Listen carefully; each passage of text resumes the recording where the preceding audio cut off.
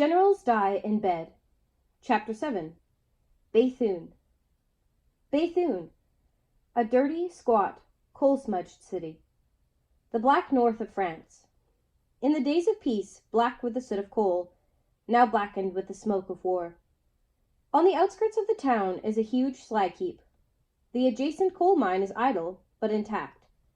The city is within range of heavy artillery fire. The countryside around the city is pockmarked with shells, but the mine stands intact. It is a miracle. Béthune, a few miles behind the Canadian front, a haven of rest for the Canadians, tired and trench-weary. Béthune, with its narrow, grimy streets, its undersized mining population, which walks down the streets with that peculiar stunted walk of human moles. Wine shops, stores, egg and chip joints.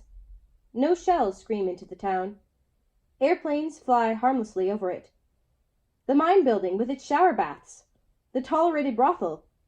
Yes, Béthune is a haven, a soldier's haven. We march towards the city singing our smutty marching songs. Songs laden with humor. Gallows humor, the Germans call it. There is something terrifying in the eagerness with which we sing these songs. A song to forget the horror of the trenches. A song to forget our dead. A song to forget the unforgettable. Our bellies are full. We have rested for a night. It is late afternoon, and now we are marching towards Béthune, with its wine shops, gambling dives, its safe streets, its bordels. Let the thunder of the artillery boom behind us. We are marching away from it. 700 men, hard, tough, and war-bitten. Our feet beat to the rhythm for the songs. Oh, madam, have you a daughter fine, parlez-vous? Oh, madam, have you a daughter fine, parlez-vous? Oh, madam, have you a daughter fine, fit for a soldier up the line, hinky-dinky parlez-vous? And then the answer. Oh, yes, I have a daughter fine, fit for a soldier up the line, hinky-dinky parlez-vous? Mile after mile the verses are roared out, with a half-terrified, half-Rabelaisian boisterousness. Then the concluding verses. So the little black bastard he grew and he grew, parlez-vous? The little black bastard he grew and he grew, parlez-vous? The little black bastard he grew, and he learned to love the ladies too, hinky-dinky parlez-vous? And a word for the generals. Oh, the generals have a bloody good time, 50 miles behind the line, hinky-dinky parlez-vous? Left, right, roar the dirty marching songs. Oh, wash me in the water that you washed your dirty daughter, and I shall be whiter than the whitewash on the wall. Left, right, roar the dirty marching songs. Tomorrow we may be dead. The world is shot to pieces. Nothing matters. There are no 10 commandments. Let her go. Anderson complains to the chaplain of the battalion. Suppose we were bombed or something. Imagine them going to meet their God with a dirty marching song on their lips. But we continue to sing our songs, shouting and singing down the terror that grips each heart. Oh, mademoiselle from Armentières, parlez-vous? Oh, mademoiselle from Armentières, parlez-vous? Mademoiselle from Armentières hadn't been for 40 years, hinky-dinky parlez-vous? We are billeted on the outskirts of the town. We are to be inspected by the chief of staff, and we are busy polishing our green brass buttons and oiling our rifles. We march for a few kilometers out to a large field south of the town. An army of little French boys stand on the sidelines, watching us as we are drawn up for inspection. We wait for hours. No generals. We shift from foot to foot. At last a convoy of automobiles comes streaming down the road leading to the field. The company commanders shout orders. We draw ourselves up stiffly. A car swerves onto the parade ground. It comes to a stop. An orderly dashes out and swings the door open. A little gray-haired man steps out. His uniform is bedecked with gold and red facings. Battalion, present arms! 700 rifles are smacked into vertical positions before our staring faces. Behind us the band bursts into 2 lines of the national anthem. O Canada, O Canada, O Canada, we stand on guard for thee. The general lifts a tired hand to the visor of his gold-braided cap. Behind him stands a group of young aides. They languidly survey us as we stand at the salute. The general starts to walk down the ranks. He is followed by his staff. We are standing as rigid as though ramrods were shoved up our spines. We are motionless. A louse comes to life in one of my armpits. The itch is unbearable. I want to drop my rifle and scratch. I try not to think of it, but the biting of the beast is an inescapable fact. Mind over matter does not work here. To move would mean an orderly room and a few days' loss of pay. I stand still. The inspection takes but a few minutes.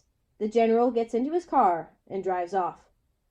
We are marched back to our billets. On the way back we talk. A little runt, ain't he? Got a cushy job, too. Pity's got 100 batmen to shine his leather. He's got 50 medals.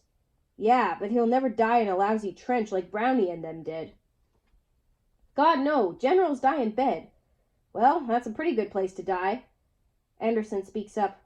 Where would we be without generals? Yeah, where? Clark shouts an order. March at ease. That means we may sing. Oh, the generals have a bloody good time 50 miles behind the line. Hinky-dinky parlez-vous. We are marched over for our quarterly bath.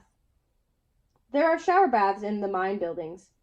It is 3 months since we have been under hot water. Now we will bathe our lousy, scratched bodies. But even here water is scarce. We strip and stand waiting for the water to be turned on. 15 seconds under the steaming water and then out. We soap ourselves, covering our bodies with a thick lather. 15 seconds under the water again for rinsing. We go naked into another room for our fumigated underwear. In the seams and crotches of the fresh underclothing, we see lurking pale lice as large as rice grains. It is dusk on payday. In the center of the town, in a red brick house, is the brothel. The house has 6 girls on duty all of the time, 3 for the privates and 3 for the officers. The officers have a private entrance, but inside, it is said, the girls do not recognize this distinction of military rank. There are no lights in the town. In the dusk, the queue extends for 2 streets. 300 men stand waiting. The children of the town pass the line silently. Women and their men pass by. The boys in line joke. Hell, you gotta wait in line for everything in this war. The younger soldiers grumble impatiently at the delay, but older ones wait stolidly. As the night grows darker, the queue becomes a long, silent line of avid men who stare hungrily at the brightly lit door of the house as it opens every now and then and admits a khaki-clad figure which hurries off into the dark. The line moves up one place. There are no fatigues for a few days. I walk down the roads at night. It is good to get away from the company for a few hours. Sometimes I sit in a civilian estaminet and drink wine and listen to the natives talking. It sounds pleasant to hear words which one does not comprehend. In these native estaminets, the price of wine is cheaper than in the ones frequented by the soldiers. The French here think that every Canadian soldier is a millionaire. They do not understand why we throw our money away so freely. It is early evening. The sun has set. The men are sleeping after supper or sitting in the wet canteens, drinking beer. I fill a large pouch with tobacco which has been sent to me from home. I stuff the bowl of my pipe and light up, and set off down one of the roads which lead away from the town. I walk along, puffing at my pipe. Nearby I hear the sound of fowl clucking as they are disturbed in their sleep. A pig grunts somewhere in the twilight. I pass a peasant cottage. An old man sits at the door. He greets me. I stop. He speaks a little English. We talk. He sniffs hungrily at the smoke which curls from the bowl of my pipe.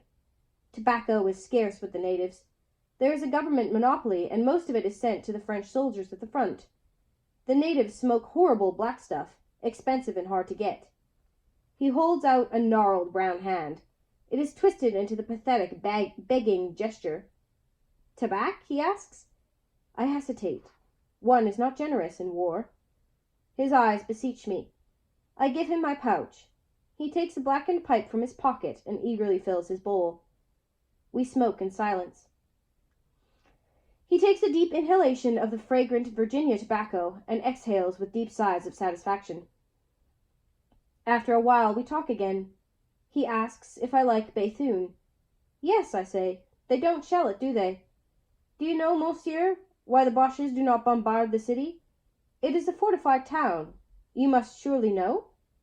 I ask why. That mine there," he points towards the slag heap which towers over the fields, "it is owned," he lowers his voice for no apparent reason, "it is owned by the Germans, so they do not shell it. But my barn here," he points to a demolished wood barn, "it was shelled last month. Crung! And a year's work was done in. Their own coal mines they will not destroy, but—" He breaks off. "It is better not to talk of such things, eh, monsieur? It is even better not to think of them?" He asks me into the house. Inside we sit and talk. He gives me a glass of white table wine, and I offer him half a franc. He takes it. Presently a girl of about 18 or so comes into the house. Apparently she has been doing some light chores. She smiles at me. She is dark, like so many of these northerners, and has olive, ruddy cheeks. Her hair is shiny black. As she smiles, her eyes wrinkle up and seem to disappear behind her high cheekbones. At the same time, the bridge of her nose creases, giving her a tomboyish air. I ask if they have a spare bed. I do not relish the idea of sleeping in billets tonight. I offer to pay. Her father consents. I undo my puttees and make myself comfortable. I fill my pipe and sit near the door smoking and talking to the girl. Presently she goes into the corner of the room and talks with her father. I hear them whispering. I sit and look over the silhouette of the slag heap in the direction of the line. The rumble of the artillery fills the air, and the gun flashes color the early night sky. It is nice to sit here and watch it. A hand is on my shoulder. It is the girl.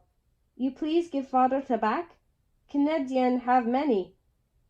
The skin on her nose creases again, and her eyes twinkle. She runs her hand up the back of my head. I cannot refuse her. I give her half the contents of my pouch. She runs to her father with the treasure. He nods to me gratefully from his corner. I continue to sit and think, watching the flashes in the distant sky. It grows darker and darker. It is black. The lights disappear altogether from the sky. The rumble ceases. The night's bombardment is over. I knock the ashes from my bowl. The old man is standing beside me. "Come," he says, "I will show you where to sleep." He leads me up a narrow stairway and down a little hall. The house is dark and quiet. No lights are permitted. He opens the door. It is black inside the room. "You sleep here," he says. I walk in. He closes the door. I fumble in the dark and find a chair. I start to undress. I am tired, and the thought of a night in a bed hastens my movements. At last I am undressed. I feel in the darkness for the bed. I throw myself onto it.